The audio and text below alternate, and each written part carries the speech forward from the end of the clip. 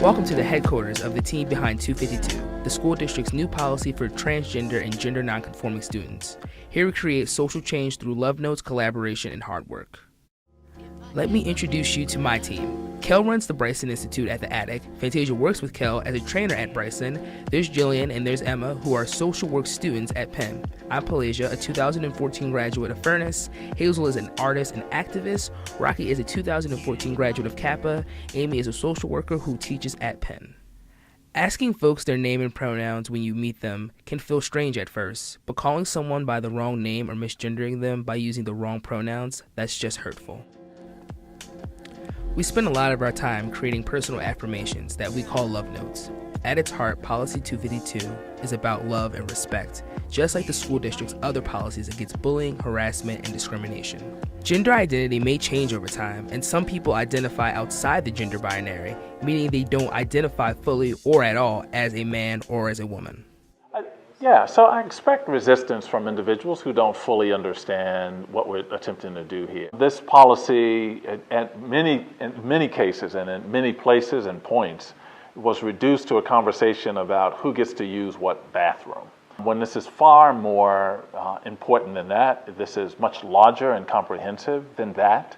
And this is really about a group or set of rights for young people because they identify as transgender. Look, we have to ensure the rights of all students, and the rights of our transgender students are no different. The sole reason we are here is because of the children that we are trying to educate. They come first, and we have to ensure that their rights are protected, that we provide counseling, we provide support, we provide the appropriate resources for all of them, and we provide guidance on how to manage through things that have been confusing for people, like how do we manage through a process to address the issues associated with transgender. My pronouns were never really respected. I had one allied teacher that was really amazing. He said that he had a friend of his that was also identified with they, them, their pronouns, and he really cared about my identity. I think that's what really matters to me about the policy, the fact that non-binary youth are definitely involved, that they can't be judged on their expression, that they get to use whatever pronouns and or gender marker that they want. Even though I love the policy and it means the whole world to me that it was passed, and I only wish that I could have used it for myself, and I'm so happy that this isn't going to happen to someone like me in the same situation, I still feel like there needs to be a district-wide and really national-wide education of teachers towards trans people. And I think there should be prior education while educators are getting their degrees to become teachers. So, yeah. It's not going to happen tomorrow. It's not going to happen next year. Maybe within about 20 years.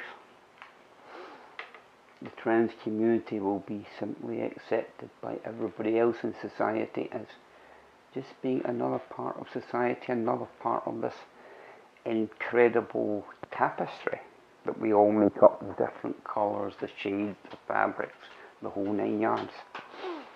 Because that's the way it was supposed to be in the beginning.